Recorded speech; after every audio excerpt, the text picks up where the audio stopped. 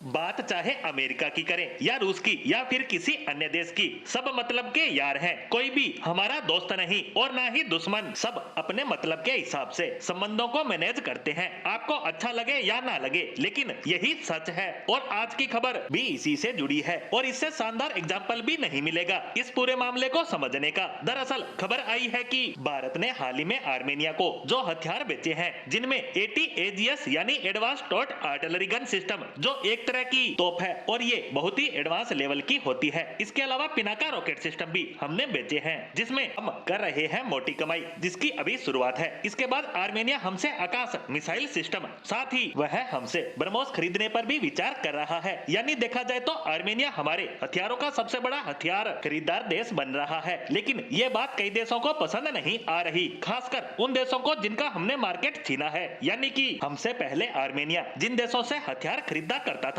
वह उन्हें छोड़कर अब भारत से खरीदने लगा। उन्हीं देशों को ये पसंद नहीं आ रहा है और उनमें सबसे आगे है रूस। दरअसल सोशल मीडिया पर रूस से जुड़े कई लिंक अकाउंट है, खासकर एक्स पर ये प्रोपेगेंडा फैला रहे हैं कि भारत ने आर्मेनिया को जो ATAGS सिस्टम और जो पिनाका रॉकेट सिस्टम बेचा है, ये बहुत ही घटिया क्वालिटी के हैं और इन्होंने अंडर परफॉर्म किया है और आर्मेनिया की सेना इससे बुरी तरह से नाखुश है। इतना ही नहीं, खबर तो ये भी फैलाई जा रही है कि अब आर्मेनिया भारत से और हथियार नहीं खरीदने वाला। लेकिन सच्चाई ठीक इसके उलट है। भारत से इन्होंने ये दोनों ही हथियार इकट्ठा नहीं लिए। सबसे पहले ATAGS खरीदा गया, जो 1 साल पहले ने डिलीवर किया गया था और उसकी परफॉर्मेंस से संतुष्ट होकर इन्होंने पिनाका खरीदा और इसकी परफॉर्मेंस से भी खुश होने के बाद अब आर्मेनिया आकाश मिसाइल सिस्टम खरीद रहा है। यानी पहले इस्तेमाल किया फिर खरीदा। अगर आर्मेनिया ATAGS की परफॉर्मेंस से खुश नहीं होता तो वो हमसे बाकी हथियार क्यों खरीदता? वो पहले ही मना कर देता कि हम आपके हथियारों से संतुष्ट नहीं है।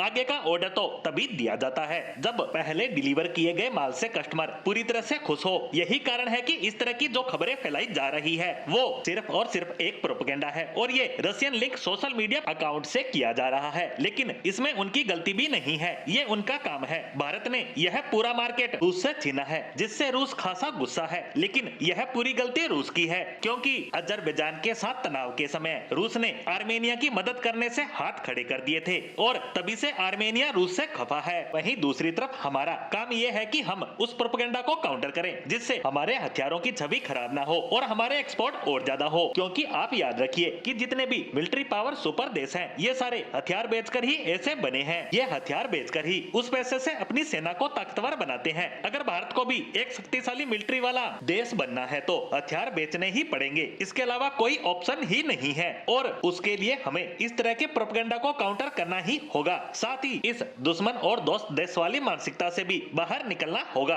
अगर आपको आगे बढ़ना है तो इन सबको पीछे छोड़ना ही होगा।